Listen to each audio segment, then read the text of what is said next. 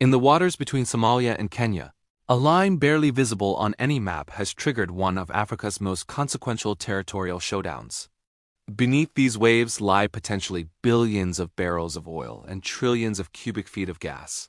A fortune large enough to transform national economies or ignite regional tension.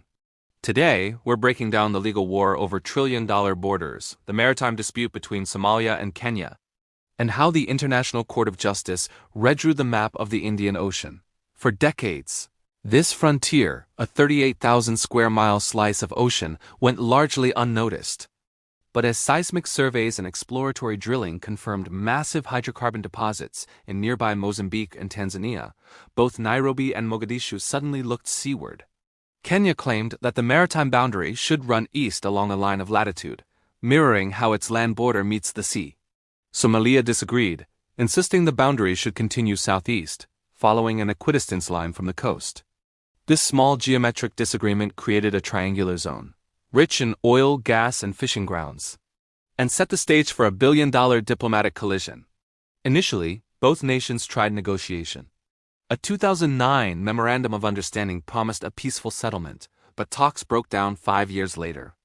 In 2014, Somalia took the unprecedented step of hauling Kenya before the International Court of Justice, accusing Nairobi of encroaching on its exclusive economic zone.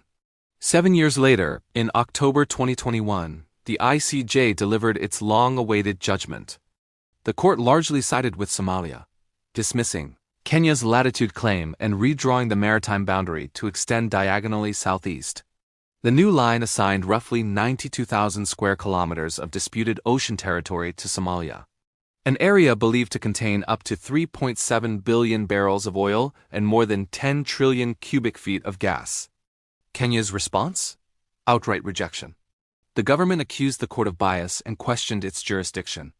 Nairobi formally withdrew its declaration accepting the court's compulsory authority, insisting it would protect its territory by all available means. At stake were not only energy, riches but also military access and trade routes. Critics warned the border would cut into naval patrol zones off Lamu, narrowing the buffer against piracy. Meanwhile, international oil firms, including TotalEnergies and Eni, froze exploration plans pending legal clarity. Billions in potential investment were suddenly in limbo. For Somalia, the ruling felt historic, a triumph of law over might. But the victory came with hard realities. The ICJ's ruling is binding, not enforceable. Kenya's defiance means the line exists legally but not yet politically or practically. This dispute now extends beyond oil.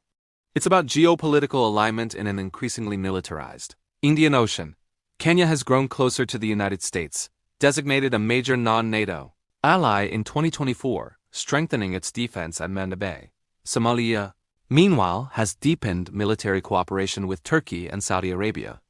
Analysts say the most practical way forward could be a joint development zone, allowing shared exploration and revenue.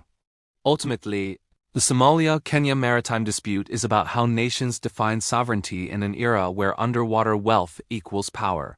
The ICJ may have drawn a line, but that line shifts with every wave of politics and oil across the Indian Ocean. This is Somalia's oil versus Kenya's maritime claim, the legal war over trillion-dollar borders.